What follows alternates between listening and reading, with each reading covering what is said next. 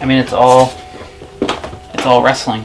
It's just there's boxes and boxes of it. It's masks, it's outfits, it's boots, it's pictures, it's VHS tapes, it's DVDs, it's old wrestling belts. It's everywhere. And this was the cause of many fights in B4W. Everybody wanted to be the world champion, and there was a lot of arguments and a lot of fights over this belt, which is weird because it's cardboard and electric tape and some Velcro. It's weird now because it just sits in a plastic container.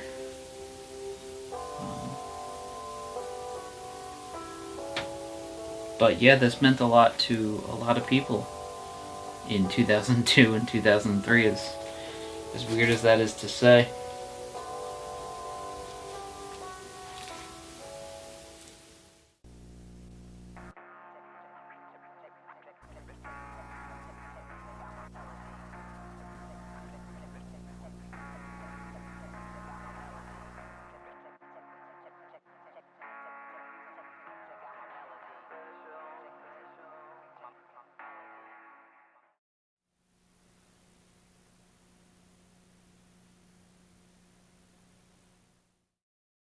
Yeah, this is the problem I have with guys like you. Guys like you do your stuff on the internet, you do your research, and you think that you know everything, but you don't. I'm the World 1 Heavyweight Champion. You should know that. Brookwood 4 Wrestling started running live events in the fall of 2007. During its run, many of the B4W members would get to work with their idols. Eventually, B4W would become World 1 Wrestling. In my opinion, I think it went to World 1 because there really wasn't many B4W guys left, so you can't call something B4W Pro when, there's only like 2 or 3 guys left. And by that point, like no one from the B4W, I mean, there was like, I think at that point there was like 5 guys out of the 20 that started. I guess the biggest difference was you had more of the independent wrestlers there. And, a lot of the B4W guys were just... They were wrestling and they were in storylines, but they weren't like the main focus of the show. So I don't know if they were the main focus of the show after I left, but I felt like the independent guys kind of were the main focus.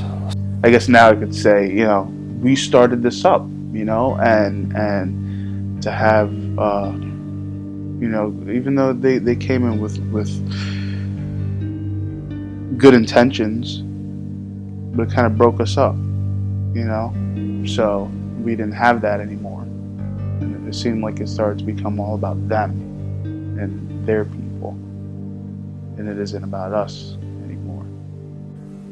If he were to speak, if he were to spoke to us, his guys more about what was going on instead of us just showing up and like, this is what it is and this is that, like talk to us the way that he used to do it, you know what I mean? If there was more of that instead of just more of him with them, maybe a lot of the guys would have stayed longer, you know what I mean? And between the time we started till now, I mean, I've trained with with a lot of other guys and gotten a lot of advice from a lot of guys. That's really helped me out. I think those are definitely some of the positives. Some of the negatives are, I think, egos. I think some people, kind of got an ego along the way, unfortunately. Well, that day, I was told, they were pushing me. They were like, "Oh, you're gonna win the world title. You're gonna win the world title." All right. Steve Carino told me that. Keener told me that. Ryan told me that. Everybody was telling me that. You're gonna win the world title. So I was really excited about that. Ran into a wall. Picks him up. He's a modified spinal surgeon. Puts the leg 2 and 3.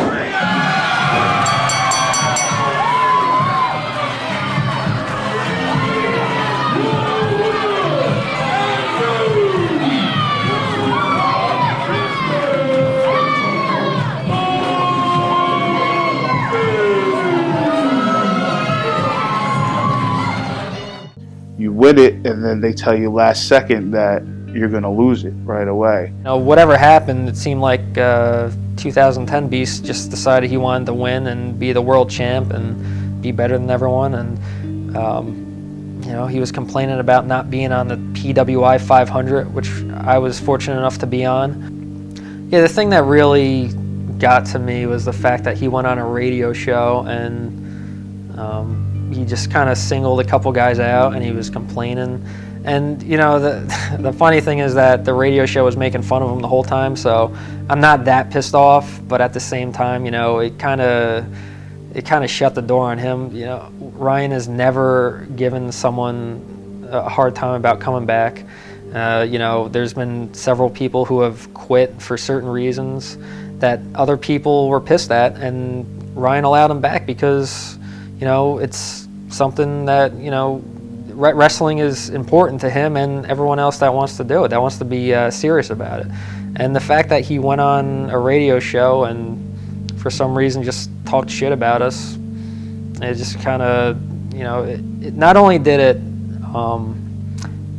block him out of wrestling, but it really blocked him out of my personal friendship with him. Just the fact that he was mad because he didn't know the ending of his match. You know, I mean, it's a wrestling show.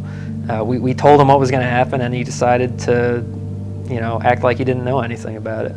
Like if they were to tell me, like, to me, it felt like it just came up all last second.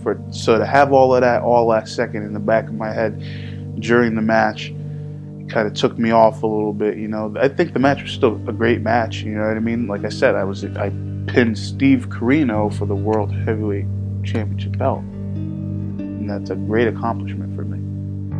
After losing the title, the Beast would leave the show early and wouldn't be allowed on the next several shows. However, the Beast went on an online radio show and mocked several members of World One, including many of his personal friends. The decision was made he would not be allowed back. Prior to his exit, some other members of B4W had left World One. And you know, I think that a lot of people left, which, you know, I've been talking about having fun this whole time. I think a lot of people stopped having fun and they just decided not to come anymore. You know, it's to a point where there's only about 5 or 6 guys left, whereas when we first did the live show, there's probably, you know, 10 or 15 of us. Over time, many began to miss B4W. In 2009, B4W would attempt a reunion show.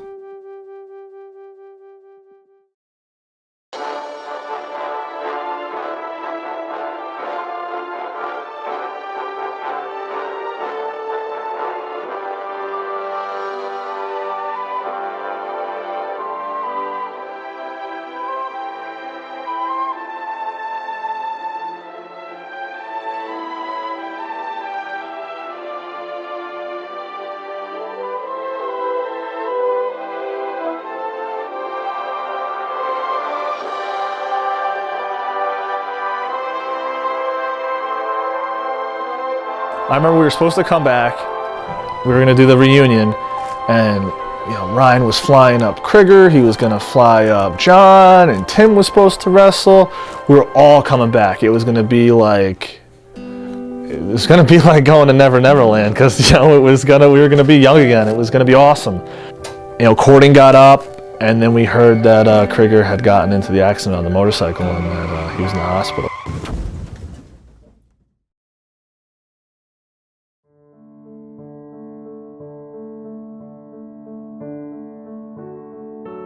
Terrible. I couldn't believe it. At the time, me and Krieger were hanging out like every weekend. It put a lot of things in perspective. Like, thought I was untouchable, and then that happened. It just made me realize, like, life's short. It could end at any moment. That he got into the accident, he almost died. You know, end of March, 7 days before my 25th birthday, and had a terrible motorcycle accident. It's completely changed my life, for good and bad. For good and bad. I'll tell you, you know, there's some things that you never think that you can make it through. That, you know, with good friends, with good family and your own personal perseverance, you can get through much more than you ever thought you ever could. I'm also more than grateful for every day that I'm alive. He lived, so it's kind of a miracle. And then it was like we didn't have any place to wrestle. And then we were going to do it at Cowboy Bob's in Pennsylvania. And we were getting ready to bring everyone up to Cowboy Bob's. And it was just, it ended up turning into a dinner at Pete and Elba's. We were going to have that reunion show that weekend, and we were going to have it on that Saturday. I was going to fly up on Friday and stay till Monday. It was just going to be a short weekend. I was going to come up just for the show and go back down and spend my birthday down in Florida. And yeah, no, that's when this accident happened. The reunion show would not take place, and World One would continue to run live events in Jackson, New Jersey. Eventually, after purchasing another ring, an idea came about. In 2010, we were holding shows on Sundays and had the entire venue to ourselves. We began to wonder, what if we tried to hold some B4W shows after these World One events? We're wrestling as World One, ending that show, pretending to clean up, while trying to kick out all the pros so we could put these shows on. So, I mean, it was tough. It's kind of mixed. You know, of course, I'm happy to wrestle B4W, always. I think my biggest concern was that I was going to be in a real ring with a lot of the guys who never trained before. But, I mean, the first show was awesome. We got to see a bunch of people I haven't seen before, or I haven't seen for quite some time. And it felt like we were kids again. I just happened to mention that I missed wrestling and I wanted to do it again, and he dropped on me that B4W was coming back and asked me if I wanted to do it, and I absolutely jumped at that chance because I loved it. It was so much fun, so I wasn't going to pass it up. I didn't think it was going to be permanent. I thought we would do it maybe every once in a while, maybe every other show.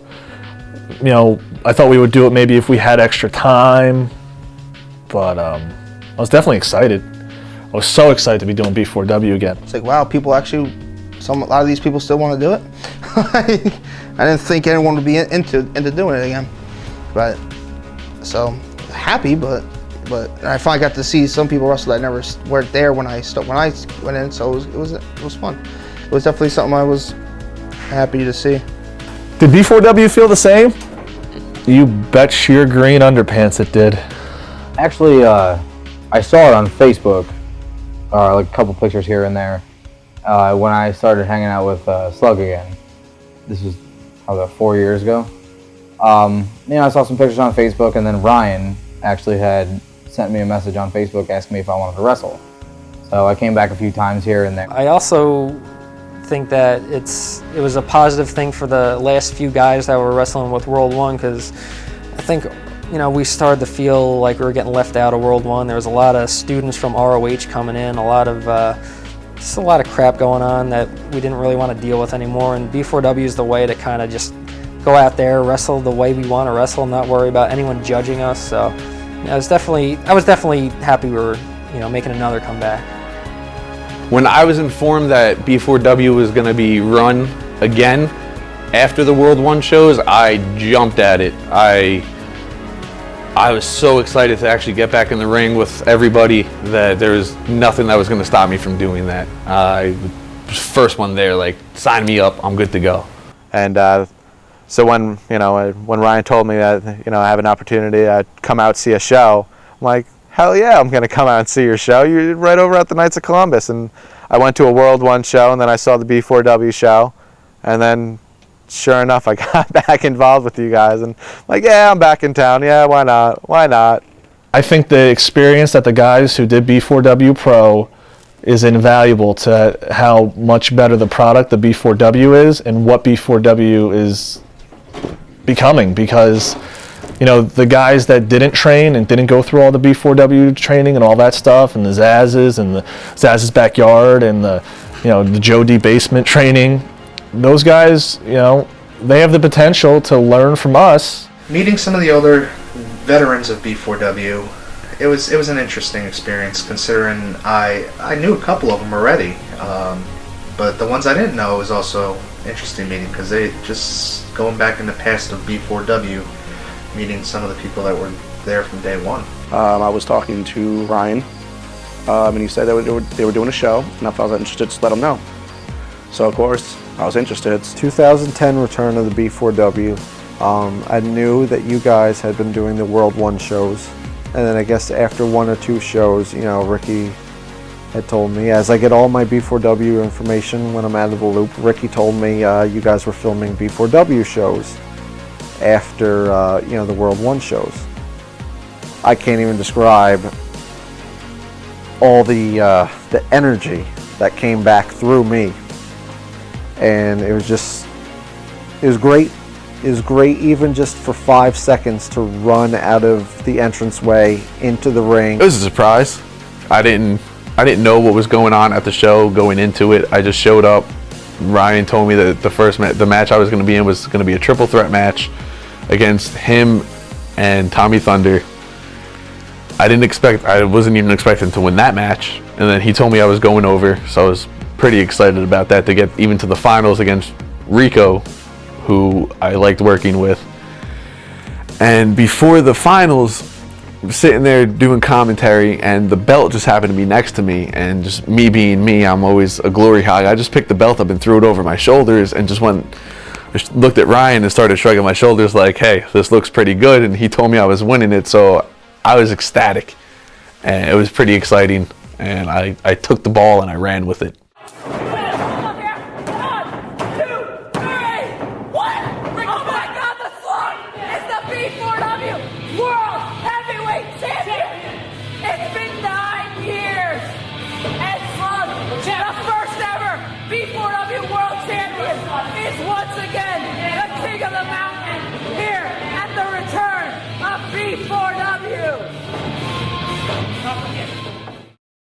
Things were going great.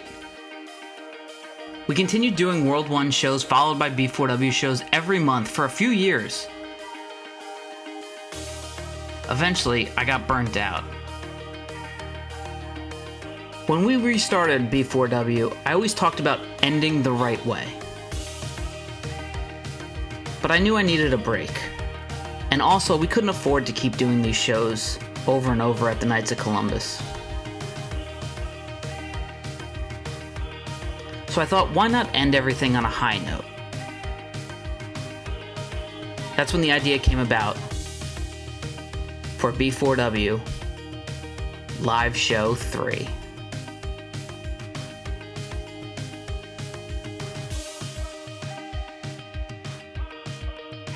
I think the best live show is Live Show 3. The reason being that, you know, we had just kind of started back up. Everyone was really getting into it. Everyone was really working hard to put on a good show. And yeah, I think that just had the best. It had a good turnout. The crowd was really into it. All that stuff. Everybody who was there, at the end of the day, everyone loved the matches they had. I remember we got together at Joe D's parents' house and we watched the live show, and we had a huge turnout for that. It just was... And I was super excited about Live Show 3. I know a lot of the other guys have experience with World 1 and the other 2 live shows. But, you know, so this will be only my second time wrestling in front of a live crowd, but, you know, I look forward to it. I was very thrilled. Very thrilled, I guess, for it, because, like I said, 10 years since the first live show. Wasn't around for the second one, so couldn't do that. And just being there for the third and main event, and with all the people, that was definitely the biggest crowd I've ever been in front of. I was very nervous that day. The reaction I got after I beat GPS for the world title was one of the most amazing feelings I ever had in my life. To hear a room full of 100, 150 people just chanting my name. This was the first time that's ever happened, and it was just, I was overcome with emotions. I grabbed the microphone. I couldn't even talk for a good, like, solid 5 minutes, because just hearing it all is just, it got to me. And I usually don't wear my heart on my sleeve, but it all came pouring out. It was amazing. He said, I would have paid $50. He said $10 was way too cheap. He has the time of his life. He's a wrestling fan for life now.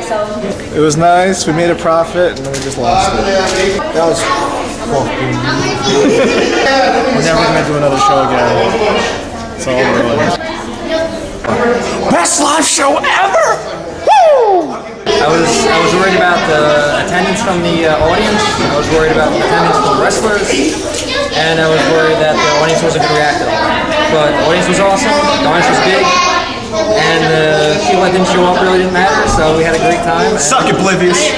I thought everything went well. I was really surprised by the turnout, and the crowd was great. We had a great time doing it. That was our best show. It was the best. It really was. I thought it was great. I said it about 2 minutes ago, and I still agree with that statement. I think it was pretty great. I thought the show was awesome, and I did a fantastic job, as did everyone else. And best live show ever. I'm kind of upset that I spent 2 months training for a match with Denver Street grabbing my dick. Fucking awesome. I loved it. Felt good after 4 years, over 4 years to do it. Whew, I hit every move that I wanted to hit, even though Ricky won, so I just have to hurt him after the match. It was the best show we've had in a really long time. And she works for Grace. It went unbelievably it's awesome. Everyone had a great match and enjoyed every minute of it. It was a great show. I mean, you got the Lord Jesus Christ, our Savior, watching over us. That's cool. I was going to tag with him, but he has kind of holds his hand. Ooh, too soon. I thought the crowd was amazing. I thought it was a great show. You know, it almost feels like we don't want to do another one for a little while because it just felt so good and we wanted to savor it for a while. I'm glad that the pops happened when they happened. You know, everybody was into it. I'm still a fan. I can't wait for the DVD. Like after that show, everyone was jazzed, you know. After Live Show 3, we weren't sure what we were going to do. We discussed ending everything, but we were riding on such a high after Live Show 3, we didn't want to lose the momentum. The Nights wasn't a financially viable option, but we discussed going to do a backyard show again. As a group, we all decided this was fun, and we wanted to continue together. B4W began Season 2 of the final run, and it would be our best yet. And at the time, we thought Live Show 3 might be the last show. We weren't sure if another season was going to happen. Good evening, everybody. I am Homeboy Joe Slice, your B4W owner. I'd like to take a minute right here and actually congratulate everybody on doing such a wonderful job for our B4W Live Show 3. It was a huge success, great turnout, great matches. We want to keep everything moving forward, everybody. We have dates lined up throughout the summer to continue B4W wrestling. Finally, Homeboy Joe Slice, who came back to B4W, announced on the website that we were going to have a second season, and that's how I found out. It was still fun, you know what I mean? That magic was still there from when we were in the nights after the shows would be done. So like even though we were outside and we had to wait for good weather and stuff like that, the fun was still there. Everyone was kind of finding their character, hitting their stride. I mean, I'm not saying it was a step down, but maybe at first I thought, you know, we're going back to a backyard. We're going back to wrestling outside after all these years of doing, you know, shows at, you know, Play Ball and doing shows at the Fire Hall in Neptune. So I think at first I thought it was a little step down, but after we kind of established ourselves there, after a couple shows, I realized that it was definitely the right step to take. I did. I thought it was a good layout. Wish we could have stayed indoors, but it wasn't too bad because we didn't go late into the winter so it wasn't that bad. We didn't have problems with weather that much, but the layout was nice. At the end of the day, who cares what people think? Because we started doing shows at Viper's house, and it was awesome. I kind of went into it with a let's see how this goes. Kind of like that little chicken farm was built to hold B4W, so it was really cool. And we got to do a lot of really cool things there.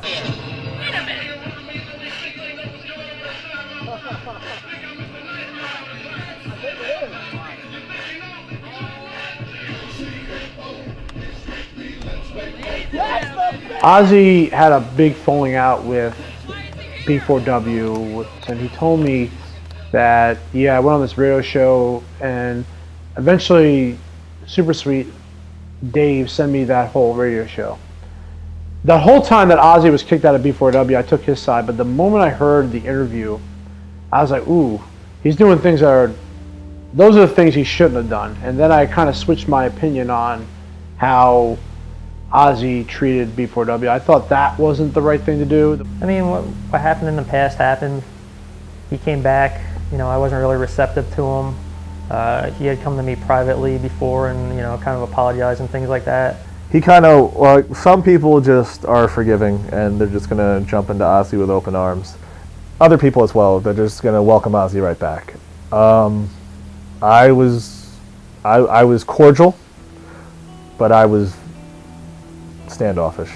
But I think when he came back, at first he really showed a lot of promise, like he wanted to be there, and I think there was a lot of matches he lost, which I know he at one point probably wouldn't have liked, but I think he was just happy to be there.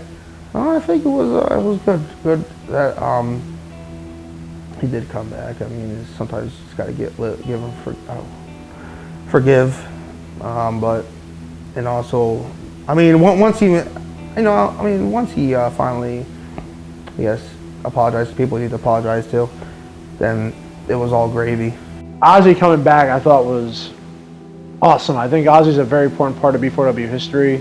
He's a big dude. He's a strong, he's a strong character with the Beast character. I think I was happy to see Ozzy come back. I honestly didn't know if he would ever come back. I wanted him back there. I consider Ozzy a friend. Well, season 2 was probably one of the better ones with all the antics. And then the ice bucket on my back was awesome because that was a hot ass day.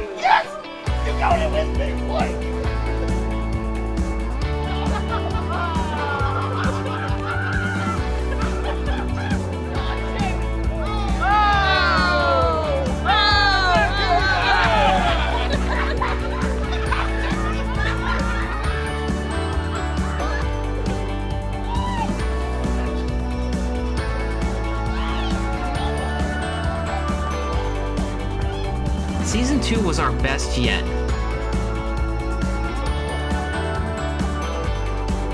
It reminded so many of the guys who were there in 2003 of the glory years of B4W. Every show was fun, and you couldn't wait for the next one. For Tommy Thunder's retirement, he got to, wrestle Denver Street, I believe. So it was really cool. When they were going to have a match with Tommy Thunder leaving, he said he was not coming back, and I truly did believe he was going to be done. He was getting married, he was having a kid, and this time was coming up to an end. And I knew that was going to be it because when he was going to fight Ryan for the last match, and luckily enough, I got to be the referee of that match. I pretty much knew that was going to be it for him. I guess he's kind of like, well, for a long time, one of the faces of the B4W, so one of the originals. But hey, when it's your time, it's time. When you feel like you don't want to, you can't do it no more. Anytime you get in the ring with Ryan, it's gonna go back to like 20 years. Not 20 years, but whenever you started, you're just gonna go back and do stuff that really isn't acceptable to do in there anymore. But who cares? We're having a good time. Yeah, Kubi not coming back sucked because he goes back to the beginning of all of this. It was me, him, and Ryan, Kubi's backyard. Fast forward to Kubi not coming back when we all got back together sucked because whenever me and Kubi were on a show together, it was just Slarmy hijinks all the time, and that was my favorite, the Slarmy. But him not being there was a big damper to, I feel, the shows in general because he was great in the ring. So the shows missing him was a big detriment to the show in my eyes. I thought it was going to be epic when Enigma came back. I was so pumped. And it was pretty cool because he rode his motorcycle out. But the funny part about that entire day was he came in on his bike, but then eventually his bike stalled. So because his bike stalled, he was going to make this big entrance with the bike coming in, but he is not very good at talking, and he messed up, and he just didn't have. We had to kind of film that a couple times, and then of course it rained on top of it to ruin his bike. So that was a fun little day with him coming back. When Enigma came back to B4W, I loved every second of it because he was the one that me and Tommy Thunder, the Slarmy, we coined the name B4W when we were beating him down way back in the day. And so him coming back and me as champion, it all kind of came full circle for me. Chapter closed on that one. At the same time, it was kind of crazy to see like we're up here because we've never stopped doing it, and he was kind of like right where we kind of got off the boat, got off the train. We had crashed into a couple walls, so we had some experience, but it was just kind of crazy to see. I was just happy that he was excited.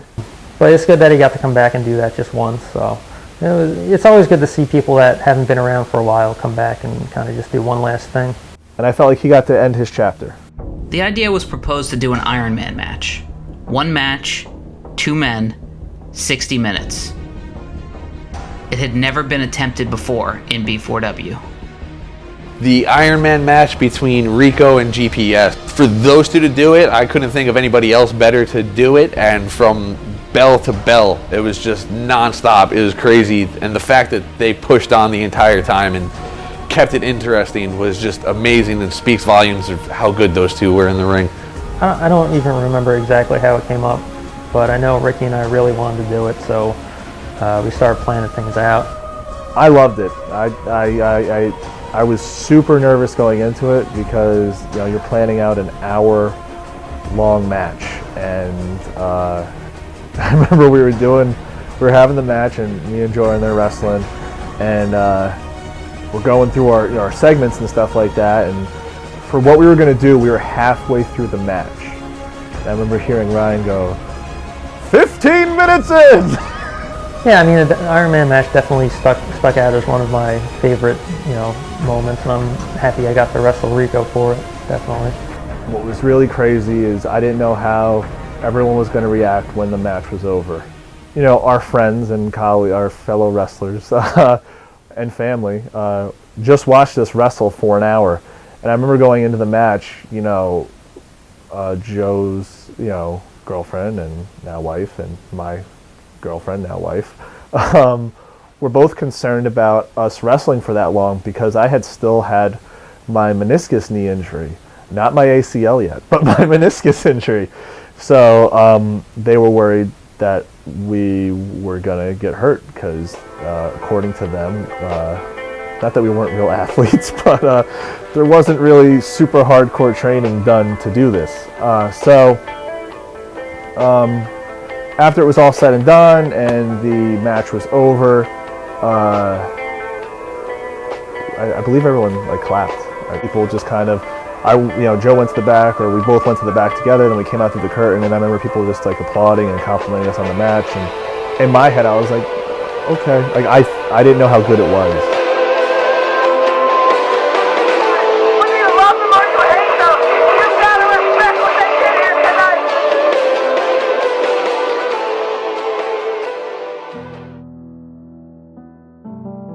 In some ways, I wish we had stopped after the Iron Man match.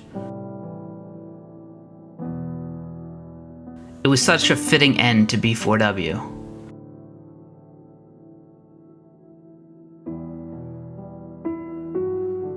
Listen here, you jamokes. You're a bunch of jamokes. You're a bunch of jamokes. You leave early, you make up like, oh, I gotta go wash my grandmother's feet or some crap. But you got a whole wrestling ring right over there that still needs to be taken down. I feel like there was some frustration with some guys because some of the guys kind of weren't pulling their weight as far as cleaning up and bringing stuff back and getting stuff done. So I felt like some people were kind of going to be done with it. Going from that Ironman match into winter break, anytime you do something week after week after week and then take a huge break over the course of months, it's hard to get everybody back on the same page to start showing back up and doing the shows, and it's just hard to keep up with having 10 plus guys show up every week on time.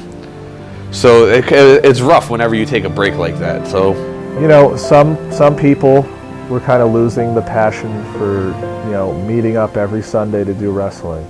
Some people just, whether it was because of work or other stuff, just didn't have the passion to do it anymore, which kind of tied hands on what could be done for season 3. When you are creatively stifled for a season, it can kill and just suck the energy out of an entire season. Because even if people are miserable and people aren't happy, as long as they're kind of not the major storylines, the season can still be fun.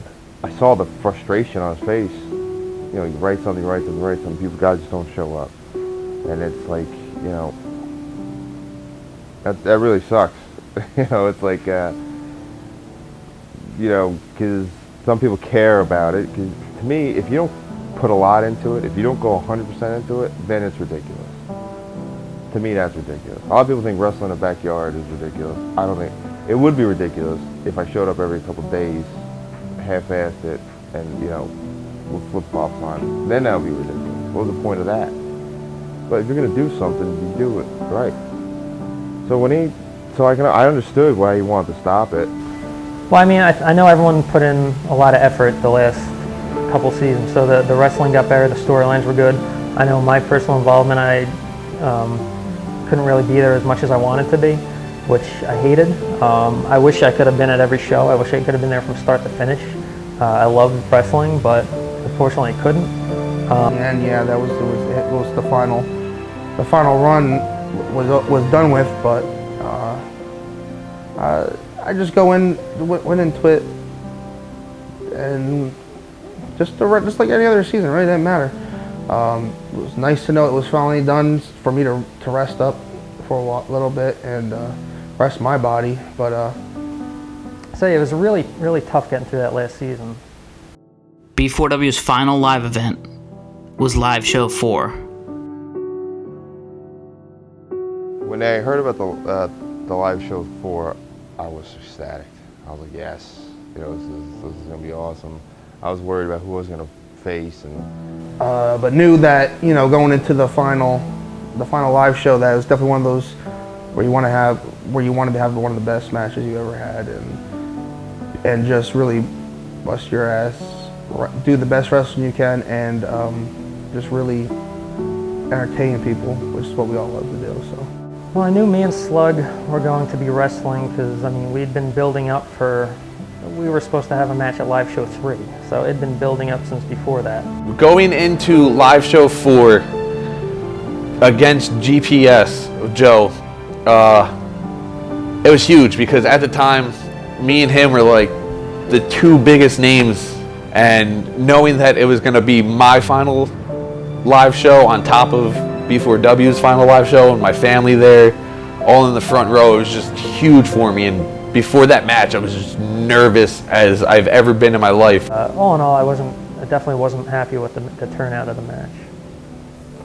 I think Live Show 4 hinged way too much on certain matches.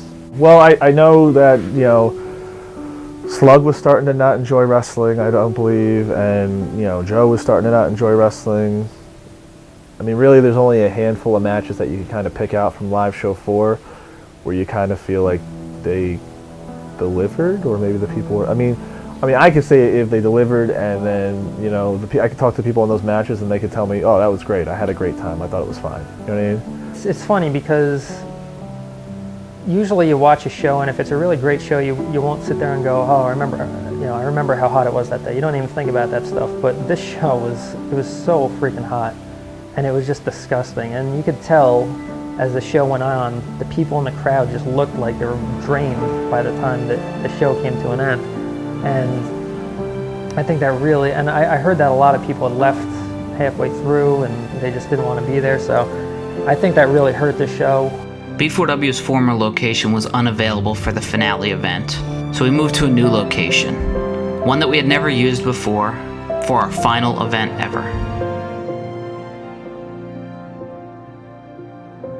There's a lot of things during the final run that we ended the right way.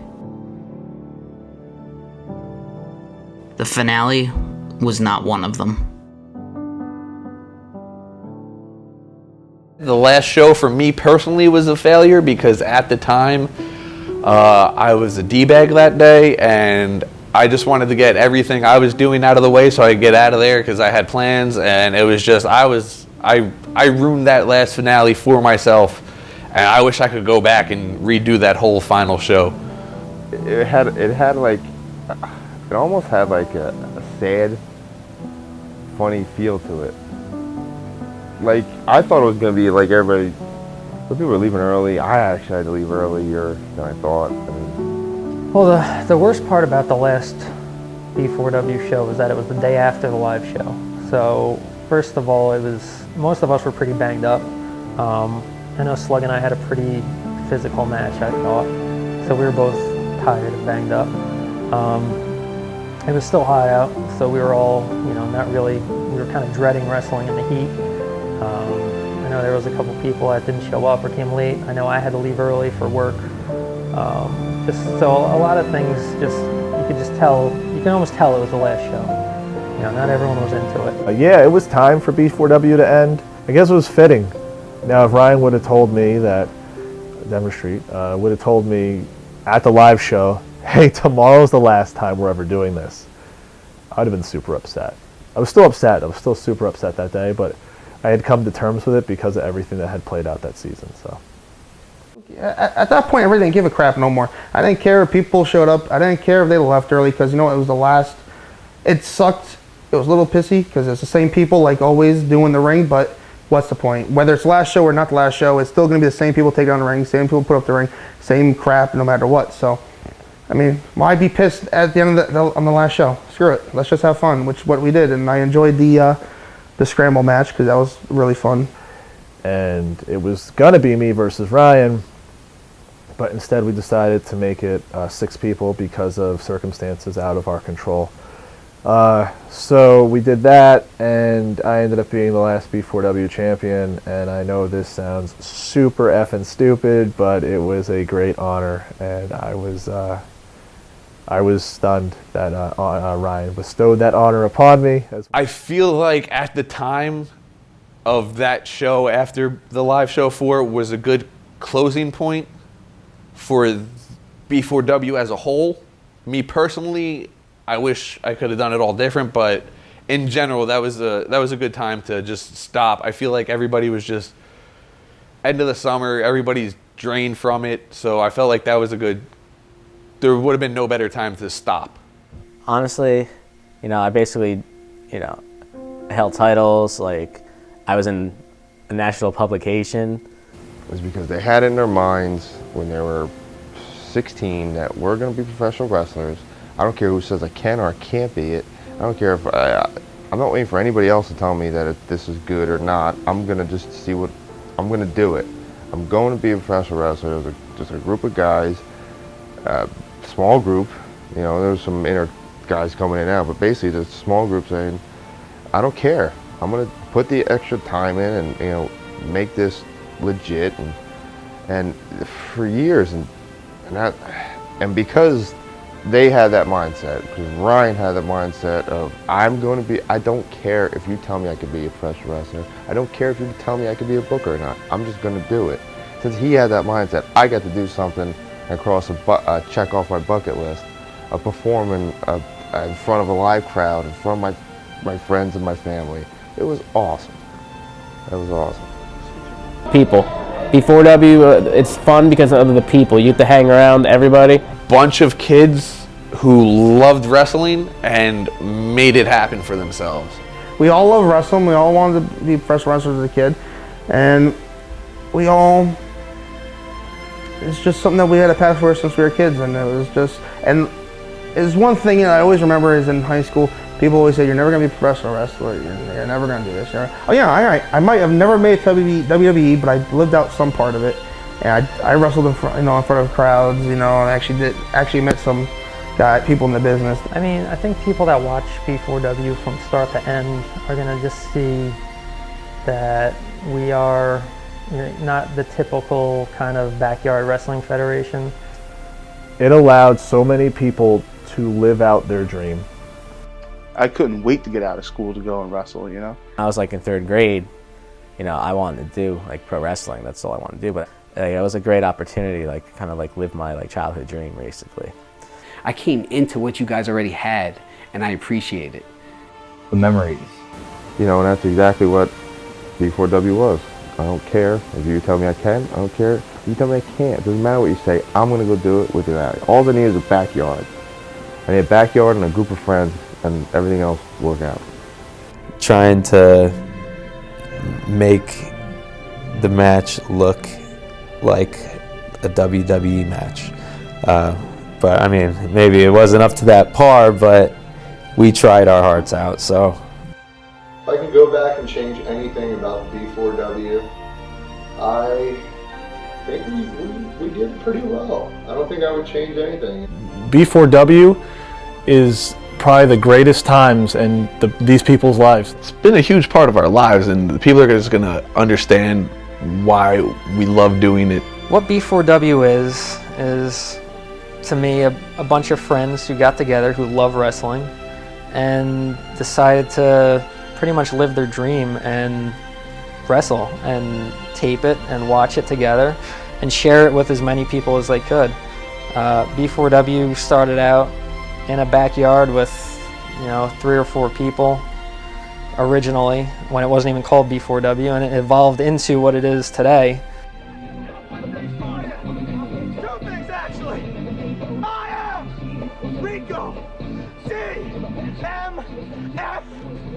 And this is B4W. Thanks a lot.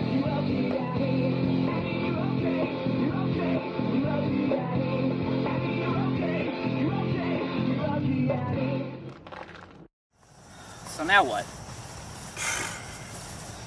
I could always bring back the BWL.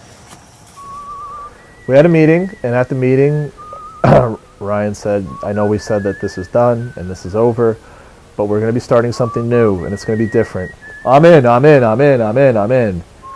And some of the I'm ins you looked at and you said, no, you're not. Like, you told me 10 minutes ago you're happy this is happening. You know what I mean?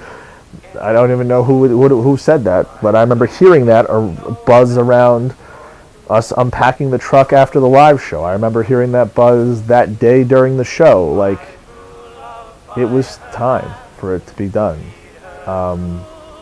So a new thing started and BWL was created.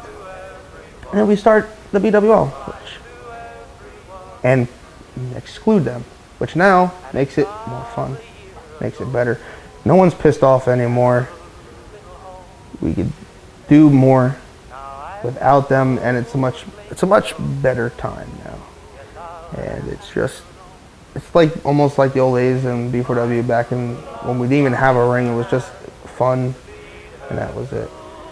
BWL started running 2 months after B4W held its last show in 2013 and would run for 6 seasons until 2018. The BWL would have a live show for its final event in 2018. Several members of B4W were invited and participated. So many of these locations are empty, demolished, vacant, desolate, gone. Places that we held near and dear. But it wasn't the locations that held the memories. It was us. As kids, we can become whatever we want to become. It's not until we get older that people start to tell you otherwise. Imagine you had a dream about something you wanted to be, a person you wanted to become. Imagine you were able to live that dream and become that person with all your very best friends and the people you grew up with. That's been my life for the last 15 years. It's crazy because our shows were always meant to entertain us first and the audience second. And as a fan and participant of every single show we've ever done, I can tell you all, I have had the time of my life.